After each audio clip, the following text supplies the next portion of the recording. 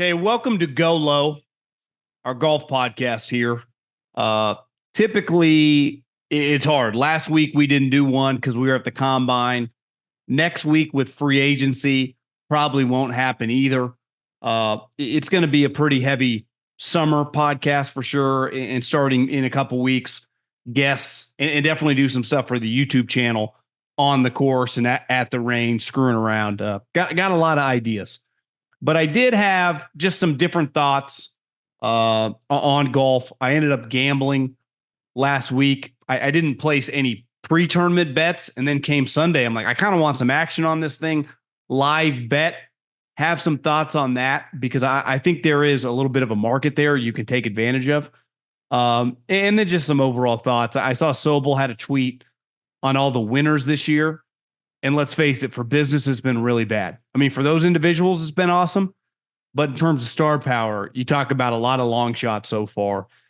Anthony Kim, a once very famous, polarizing young superstar 15 plus years ago in the late 2000s and really the early 2010s, but really by 2012, 13, his career kind of disappeared. A couple thoughts there. And then we got a tournament this weekend, and I'll give a couple thoughts. But yeah, I mean, we just got, I think, a couple weeks till the Players, and then the Masters isn't too far away. So yeah, this is fun times. Obviously, the majors this year are going to be pretty special because everyone gets together, and it sucks because every time it's like, oh, let's talk some golf. A huge conversation is like how screwed up everything is. And that's just kind of the reality currently of the sport. And it feels like I'm saying the same thing every time that I talk about it. I saw Paul Azinger said, like, these tournaments are not quite the same. You can't have it split up, and it doesn't feel the same. And this year simply has been a disaster, I think, for the PGA Tour, from the sense that golf is not, there's not like some outcome that's binary, right? Like the Eagles play the Cowboys. You're going to have a winner and a loser. And it's a polarizing discussion, even when you win, what you did right, what you did wrong. Obviously, if you lose, it's devastating. It's like that in the team sports, right? Basketball, baseball, football, hockey. Someone wins, someone loses. In golf, it's not really like that. Kevin Kisner gave this classic answer, I don't know how long ago, within the last 7-8 years. It might have been a little more recent than that. They asked him, because he's, for those that don't know, Kisner, who basically is, very, very soon will be a full-time television employee and be awesome at it. One of just the great personalities on the PGA Tour, but he doesn't hit it very far. He's a very old school golfer. I would say in his prime, a high-end putter and just a very consistent player. A guy that you would have seen in the 90s and the 80s, not your typical player in the 2010s, where golf has become a lot about hitting it far. And he definitely isn't the farthest hitter. And they asked him if he thought that he could win at every course. And he basically laughed at the reporter. He's like, I got no chance at half the events we play. And they go, well, then why do you play? And he said, because they pay a lot for 12th place. You make a lot of money finishing 7th. And in golf, like in football, at the combine, you notice now everyone's happy, but like the Niners were devastated, right? that sucks, losing in the Super Bowl. But like the Lions, they had an incredible season. The Packers, you could tell were riding high, right? But at the time when you lose that playoff game, it's devastating. Where in golf, if you finish 4th and you bank 750 grand, that's a good week. Unless you're like Rory McIlroy or Tiger Phil in their prime, like the overwhelming majority of guys, maybe Scottie Scheffler right now, like if Justin Thomas, and he's a guy who's won 10 plus times on tour, won a couple majors. If he finishes 4th this week at the Arnold Palmer, that is a really good week for him, especially given how he's been playing. I think the majority of guys in this tournament, if they finish in the top 6 or 7, it's an awesome week. Yet they didn't win. And honestly, depending on how it plays out, they might not even be in the mix on Sunday. Maybe they start the day at like 27th and they shoot 5 or 6 under, and all of a sudden you look up and they finish 6th. They banked a lot of money and they had a successful week. Golf is very, very dependent on their stars. Always has been. Back to Arnold Palmer and Jack Nicklaus. I mean, Arnold Palmer was not even as accomplished as Jack. He's probably, you could argue, beside Tiger, the second most famous guy ever because of his business endeavors. Through Greg Norman, who a big part of Greg Norman wasn't that he won 10 majors, he only won 2. He's actually known for choking. Was his clothing brand and him on the business side of things, right? And then obviously led to Tiger and Phil. And Tiger is probably, and I've said this forever, the second most famous athlete of my lifetime behind Michael Jordan. And there's a level of fame that those guys, Michael was in the 80s and 90s, Tiger was late 90s, pre-internet. To be that famous, like a lot of guys can become famous now. There was a different level when it came to Tiger. And you need your stars to carry your sport. And right now, because of LIV paying and buying a lot of these stars, it's diminished the product. And then let's face it, the stars haven't played as well. They have not won these tournaments. My guy, Jason Sobel, Action Network gambling guy, posted this, I think last week on, as my mother would say, the X channel. Chris, all the winners this year, Chris Kirk, 200 to 1. Meaning if you would have put $1 on Chris Kirk, you would have won 200. If you would have put $100 on him, you would have won $20,000. A lot of times, like this weekend, Scottie Scheffler, he's like 6 or 7 to 1. In Tiger Woods' prime, he was like 3 or 4 to 1 entering a golf tournament against 150 people. Now, this week's only 69 guys, but still, you're not playing. There's a reason even a big underdog in the NFL is like 4 to 1. It's like, I wouldn't touch that. The Giants got no chance to beat the Cowboys, and they're plus 400. In golf, Grayson Murray, 400 to 1. Nick Dunlap, who was an amateur, meaning he was not even a professional golfer. He's the first amateur to win in 30 plus years since a guy named Phil Mickelson did it. 300 to 1. And it was pretty incredible because he was playing with Sam Burns and Justin Thomas, 2 of the better Americans. Matthew Pavon, his odds weren't as crazy. I'll be honest, never heard of the guy. And I follow the shit really, really closely. 125 to 1. Wyndham Clark, who won the U.S. Open last year and is a very famous, relatively famous, was just on the Ryder Cup. Really good player. Like, that's a legitimate winner. But he won because the tournament got rained out. And it was supposed to be him against Ludwig, who's like this up-and-coming superstar, who's currently, like, every single week, he's won one time. And I used to love betting him at like 40, 50 to 1. Is now like 18 to 1. Don't love it as much. And then guys like Nick Taylor, Jake Knapp, who I made some money off of, and it's Mexico. And last week, Austin Eckrout. Like, these guys, like, the tour is not good enough to get casuals to pay attention. If Rory, Justin Thomas, Jordan Spieth, Scottie Scheffler, their top guys are not winning tournaments. They don't need them to be competitive. They need them to fucking win. And right now, they're not, it doesn't even feel like they're remotely close. So when you factor in the LIV and then you factor in when the guys are playing, they're not winning. Like, that matters. It does. Because it's a big deal for a random guy if you make it, if you're a tennis player and you make it to Wimbledon, first time, and you're 22 years old, you just graduated University of Florida. And all of a sudden, you're in the quarterfinals and you get worked by Nadal or Djokovic or whoever, right? Incredible. Awesome for that guy. But as a consumer, we want that guy out. We want to watch Nadal versus Federer, Agassi versus Sampras. I want to see Jordan Spieth versus Scottie Scheffler. I understand the DJ, Bryson, Koepka, those guys are gone, not coming back. It's over, right? Cam Smith, their group of elite, John Rahm. Ideally, we'd have them all. And based on the numbers, and this is why those guys, the group of the top 15 guys, have been consistently winning most of the tournaments the last several years. Well, the moment you diminish it, it's just harder. It's just the law of averages, right? You could be a fucking legend in professional golf and win 8, 9 times. Think about Anthony Kim, who we'll get to in a minute. I think won 4 professional tournaments. So there's nothing wrong. Kurt Kitayama last year won this tournament, and it was cool. Battling other guys. Honestly, even when Nick Dunlap won it, he has Justin Thomas and Sam Burns in the group. That's what makes professional golf cool. But you can't have that every single week. Part of what made Tiger is like, you knew when he played most of the time he was going to win. Or felt like have a legit chance, him and Phil. There were some other random guys beside like the top guys, Ernie and the other guys that played during their time. But for the most part, like they were the betting favorite for a reason. Because most of the time they were going to be right in the mix to win it. Right now, that's not what it feels like. And the product is suffering. It is suffering.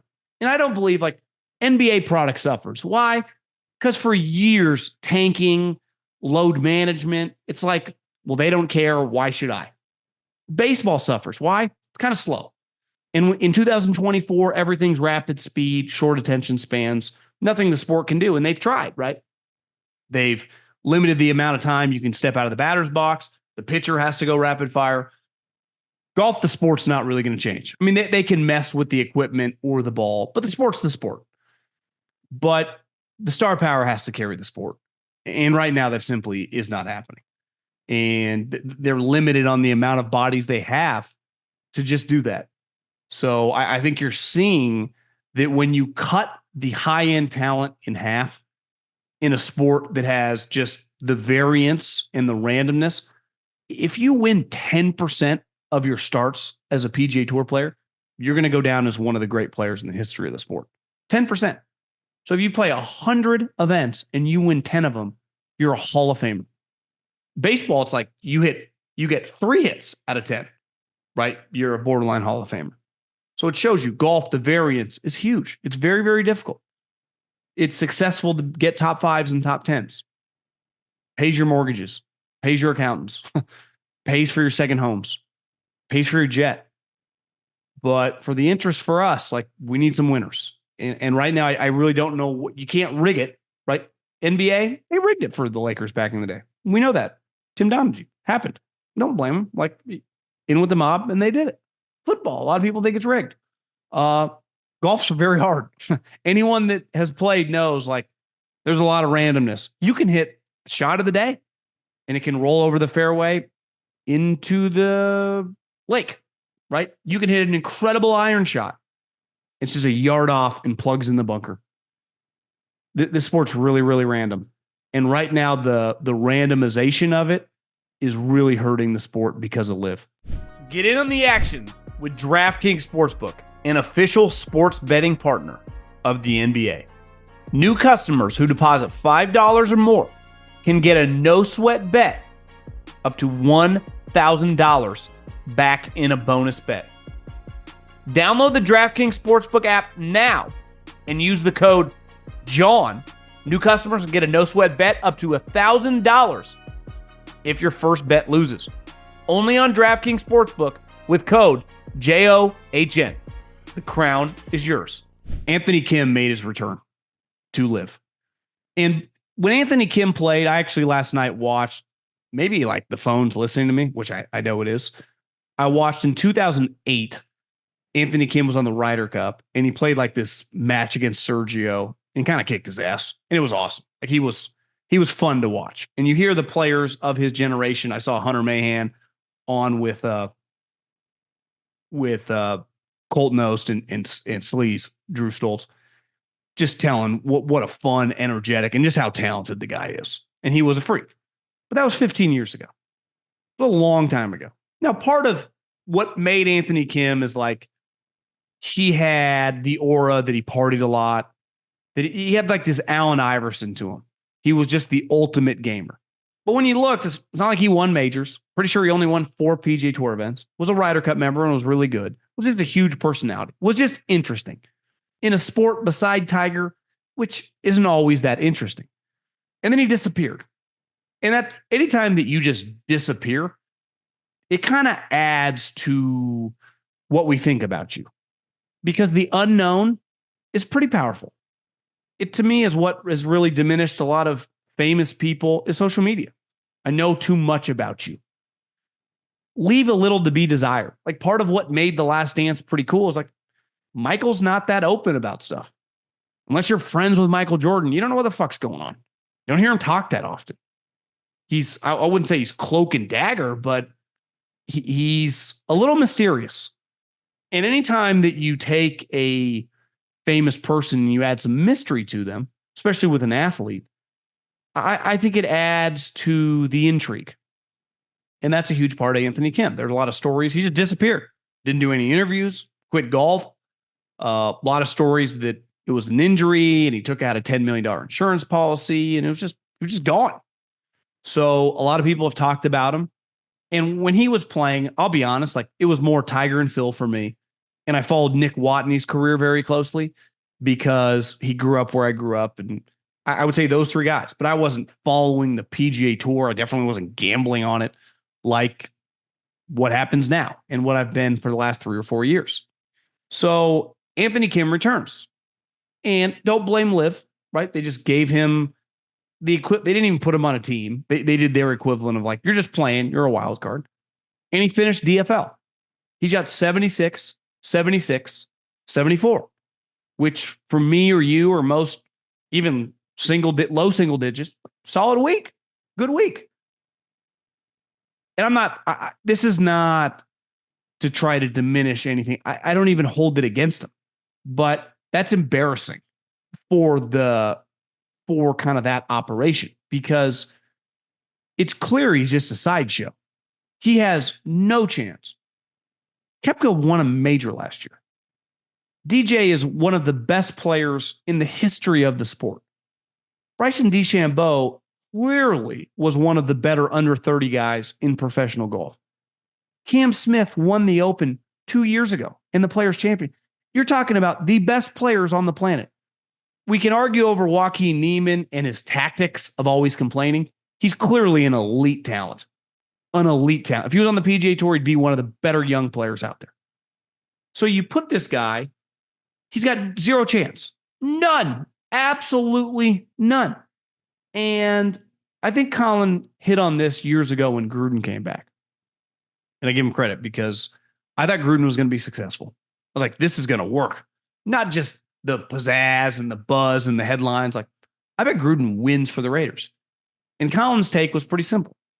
You can't leave a competitive industry for a decade, whether that's engineering, whether that's finance, whether that's coaching football or playing golf, and then just come back and have any shot.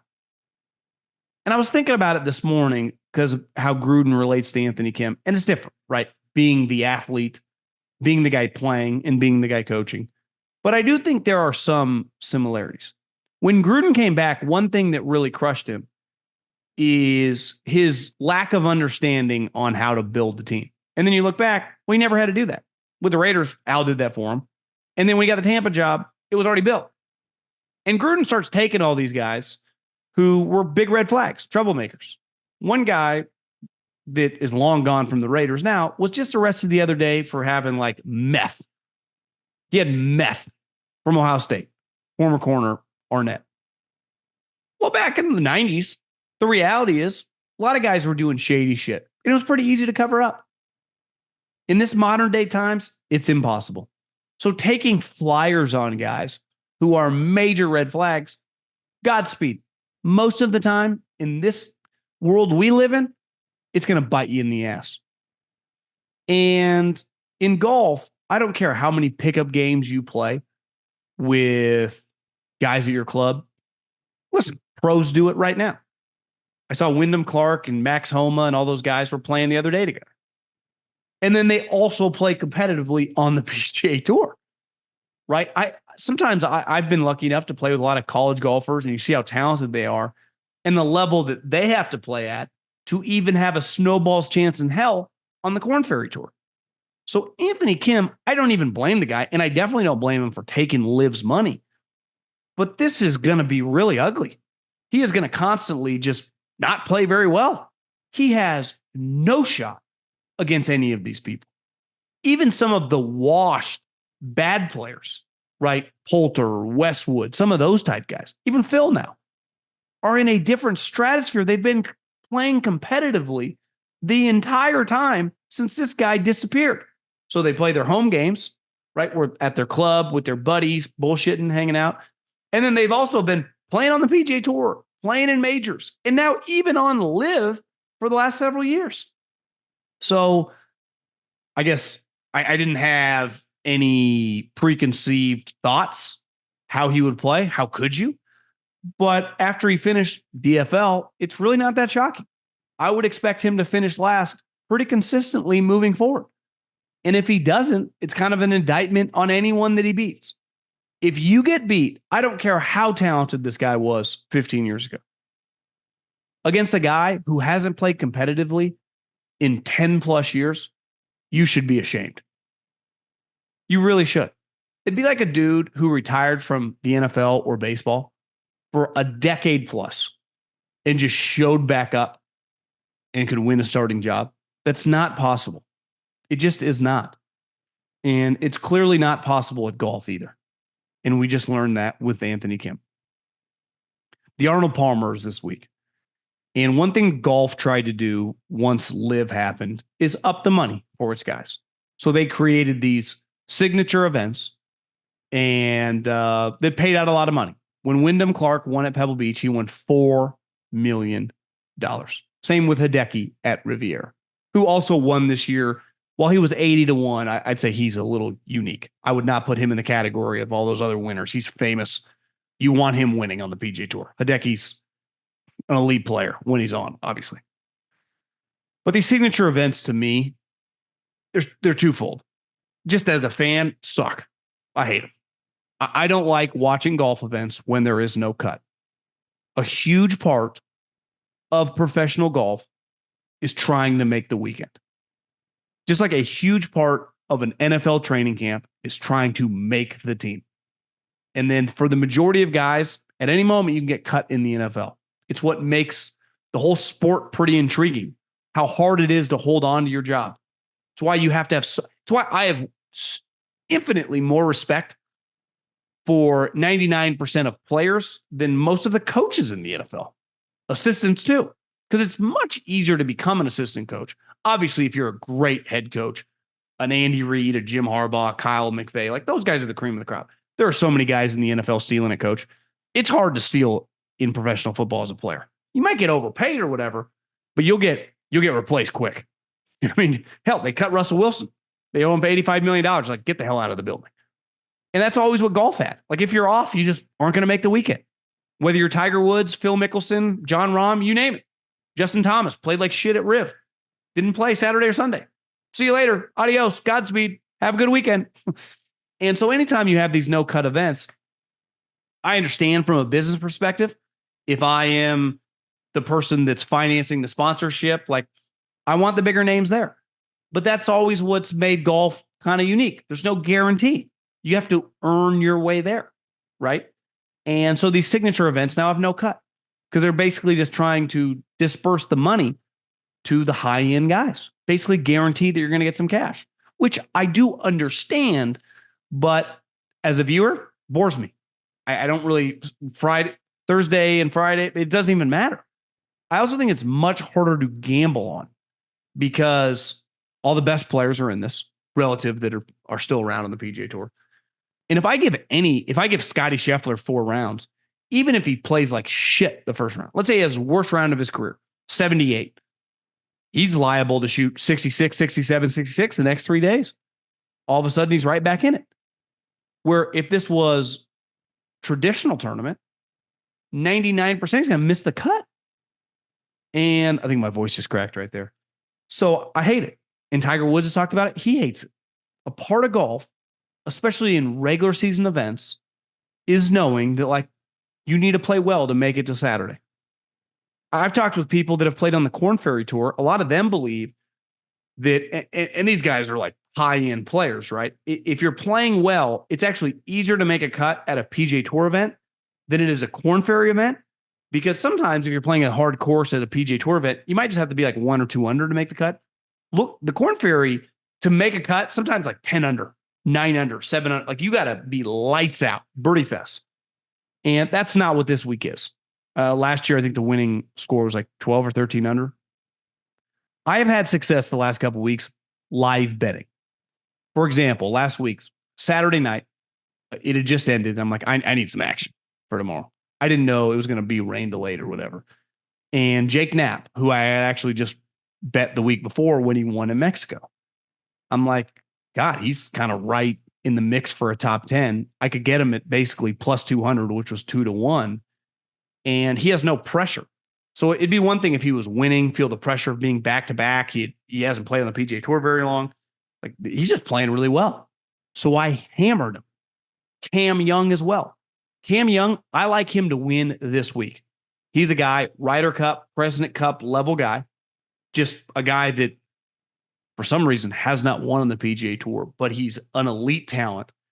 And he is another guy I hammered last week. Ended up finishing like tied for fourth. I like him this week at like 22, 25-1. I think DraftKings right now, he's maybe 24-1, 22-1, 25-1. Numbers changed a little bit. I like him to win this week. Last year, he finished top 10. But my strategy, if you don't want to bet before the tournament, I don't think it's that crazy. On DraftKings, you can monitor the tournament as it goes and find pretty incredible odds. You can't just bet. You can just bet for them to win, but you also can do top 5s and top 10s. A couple other guys that I like to be top 10s this week a lot is Jason Day, who has resurrected his career these last 2 years. Finished top 10 last year at this tournament. And you can get like basically plus 250. Same with Will Zalatoris, who another guy who I live bet at Riviera, who I would not have bet before the tournament because at the time he hadn't played that well, still a little risky with the back. And then all of a sudden you're watching him, you're like, this is the Will Zalatoris that I have seen compete to win majors. And I'm just betting on that this week. I don't think it's crazy if you want to sprinkle a little on him to win. But like I've told everybody, not saying that I don't occasionally do it. It's hard not to, right? We all get the itch. I do think the way, if you want to consistently make money, is to bet top 10s and even top 20s. Like one top 20. Now, this guy played like shit last year at this tournament. He did not make the cut. Shot like 8 over in 2 rounds. I think this guy's a baller. And I've bet on this guy a decent amount to finish top 10, and he's cashed a couple times this year. Eric Cole, who is like a 33-year-old, second-year PGA Tour member. I think he's the grandson of Arnold Palmer. And it's not necessarily because like I'm betting on him because this is Arnold Palmer's tournament. I just think he's really good. And you can get him the top 20 to top 20. Gives you a lot of leeway. This thing in like betting football or basketball, like you're either winning or you're losing, right? You're either covering the spread or you're not. Top 20 gives you a lot of, you get 4 rounds. Basically, the cut is the top 50. Well, there's only 69 guys making it. So you got to feel pretty good about your guy making the cut. You got to be a disaster to miss the cut. If you're in the mix, even if you're like 40th, headed into the weekend, couple rounds of 69, you're right there. All of a sudden, cash. Like I'm tempted to put like $1,000 on Eric Cole plus 230 to top 20. And I think that's my new strategy. Instead of doing like $50, $75, $100 on guys to win and hope to hit like 25, 30, 40-1, bigger bets with more leeway, top 10s and top 20s. And I'm going to sprinkle on Cam Young to win. But I top 10, I've already bet Zalatoris, Cam Young, and Jason Day. And I'm going to bet before the tournament Eric Cole as well, top 20. And that's what's cool about DraftKings is it gives you the ability to bet all the finishing positions, which is a powerful thing because winning is very, very hard. Listen, any of these guys, Cantlay, Xander, all these guys can win this tournament, right? And they might, right? Some random guy based on the history of this year could win this tournament. Probably not in an elevated event, you wouldn't think, but who knows? I do think top 10s, though, and top 20s, when you bet on guys that are playing well, and I'm telling you, Cam Young is playing well. I've watched him very closely because I've been having money on him. And Zalatoris as well. The game he showed at Riviera, when I won, when did I win? Oh, I won. It might have been Zalatoris, won me like $1,500. I immediately put like $250 on him to win the Masters. I think at like 35 or 40-1. So I know the payout's like $7,500. So I already got a ticket on Zalatoris just because he's played well there before. But let's enjoy the golf.